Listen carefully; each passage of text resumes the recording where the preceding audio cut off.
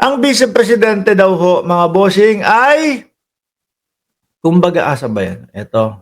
Ang Vice Presidente daw po ay, kumbaga, walang hinanakit naman sa Pangulo. Kaya lang ho ang hindi ko maintindihan, bakit paulit-ulit at pilit pong isinasaksak, no? Yung political persecution. Ma'am Janelle Van der Hearst at Ginger Cat, mga kasulid natin yan, shout out sa inyo, at Chick ng Ceresa Force, at David Valenton, paano magkaroon ng tensyon sa West Philippine Sea nung panahon ni Digong? Pinagsabihan ni Digong ang Coast Guard at Navy magpatrolya sa West Philippine Sea, kaya malaya ang China na gumawa ng structure sa West Philippine Sea. Dito ho tayo. Wala naman daw pong hinanakit ang Vice Presidente sa Pangulo. Sa kabila daw po, no? Biruin mo, impeachment, hindi na nga nagsasalita, hindi na nga nakikisali ang ating Pangulo. Pagbibintangan pa, sasabihin pa, political persecution daw sa kanila yon. Walang hinanakit sa Pangulo, sa kabila ng pamumulitika o political persecution nila sa amin. Ano po ang sabi ng ating Pangulo sa interview? Hindi po ako nakikialam dyan. Pinili kong hindi ako makialam. Ano po ang nakikita natin sa Senado, mga kababayan? Di ba po? Ano po nakikita natin sa Senado, mga bossing? Linalabag na po ang konstitusyon ng Pilipinas. Yung simpleng forthwith po, hindi nila sinusunod. No? Ika nga ng mga eksperto. Kung hindi nakasulat dyan, ibig sabihin hindi kasama. Kung nakasulat dyan, ibig sabihin yun ang dapat sundin. Simple. Di po ba? Kapag ka nakapirma na po ang 1/3 ng Kongreso at pinus na nila yan, shall forthwith into trial na. Nakikita po natin sa Senado, yun po ba ang ginagawa, mga bossing?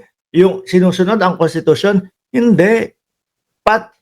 Taliwas po doon sa nakasaad, doon sa konstitusyon. Hindi nga ho masagot-sagot ni Chis yung forthwith na yan Biruin mo, tinanong sa kanya nung mamamahayag.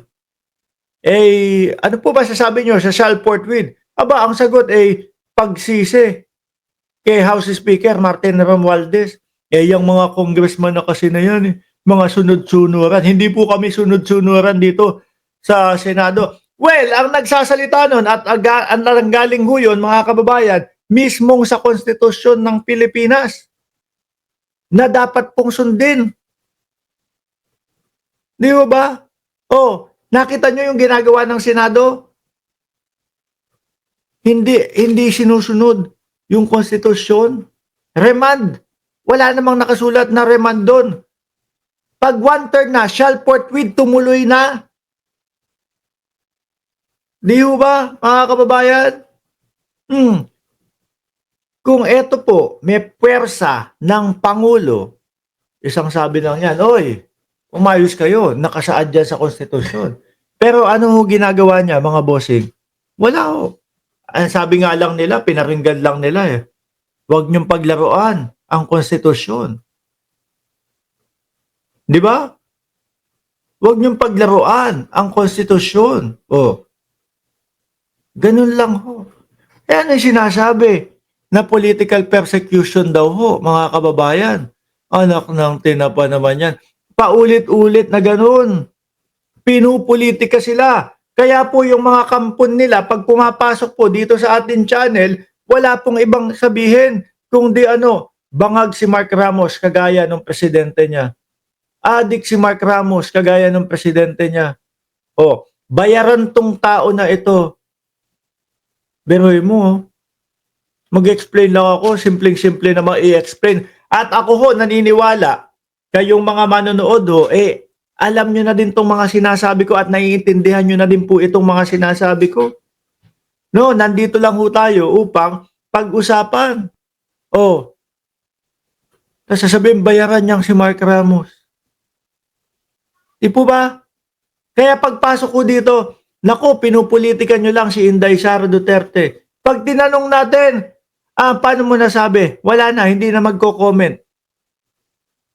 Dahil bakit to? Hanggang doon lang yung naririnig nila sa Vice Presidente.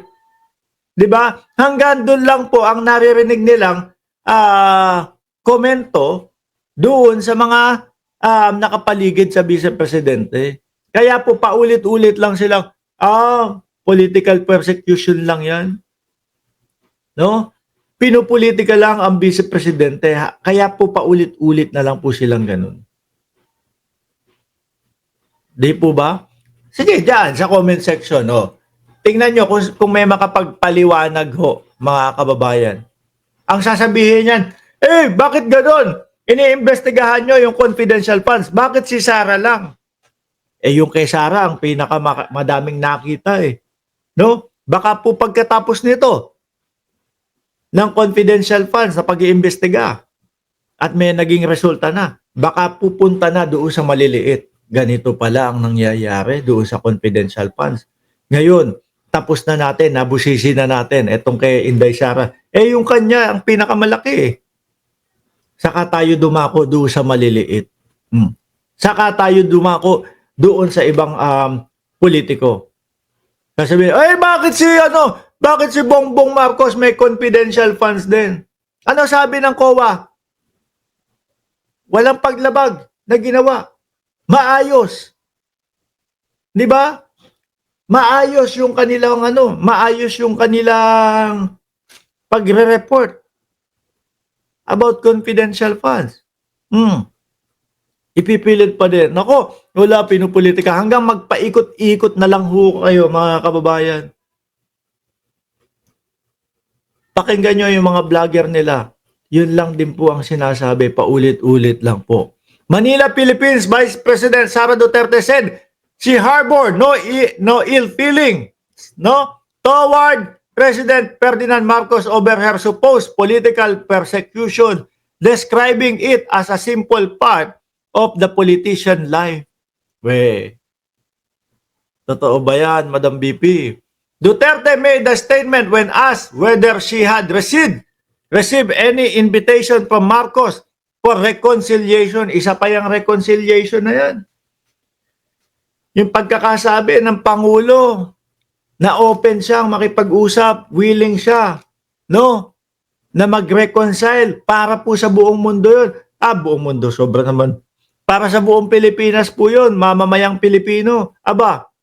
Sila naman, inako nila, kanila daw yun. Sila lang daw po yun. Wala daw mangyayari na reconciliation hanggat hindi napapalabas ang dating Pangulo. Hindi ho para sa inyo yan. Bawas-bawasan po ang pagkain ng saging. Baka nasosobrahan po kayo sa saging, nagiging assuming na po kayo. Potassium. Assuming. Di ba? Assuming, akala nila ang tungkol na lang po sa Pilipinas, tungkol na po sa Duterte na lang lagi. Parang si Roque, laging isinasalampak, ibinabalandra yung sarili niya. Irrelevant naman daw po. Ito hindi para sa kanila, para sa buong Pilipinas para sa lahat ng mamamayang Pilipino. Sabi ni INC, hinahanap ang confidential funds ng Pangulo yung nawawala at di maipaliwanag, yung kay Sara. Totoo. Lagi ganyan ang ginagawa ng mga DDS, ibaling po sa iba. Akala nila hindi sila biktima.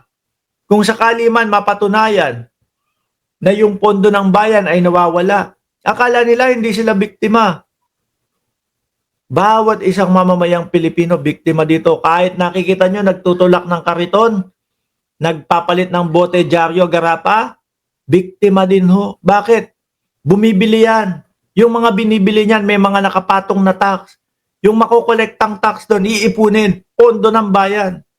Pagkapos, hihiram, dadagdag. Kaya ho ako naniniwala, ang pagnanakaw sa gobyerno, ang pinakadapat pong solusyonan. Bakit po? Yung pera na pondo sana ng bayan para makatulong, umangat ang Pilipinas muli. May pagganon pa May pagganon pa si Mark Ramos.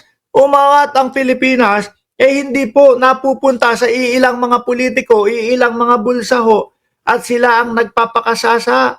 Imbis na po yung isang bultong pera na ito, itayo natin ng tulay, konekta ng Mindanao papunta sa Visayas para bumilis ang transportasyon, kayang biyahihin ang buong Pilipinas by land. Hindi, nasa bulsa lang ng politiko. Pampabilis sana ng transportasyon. Oh, wag niyo sabihin hindi makatutulong sa pag-unlad ng bayan natin yun. Lahat po tayo, bawat isang mamamayang Pilipino, biktima po, mga bossing. Kasi po, kahit na hindi ka nagbabayad ng tax doon sa pinagtrabahuhan mo, nagbabayad ka pa din ng tax galing doon sa mga binibili mo.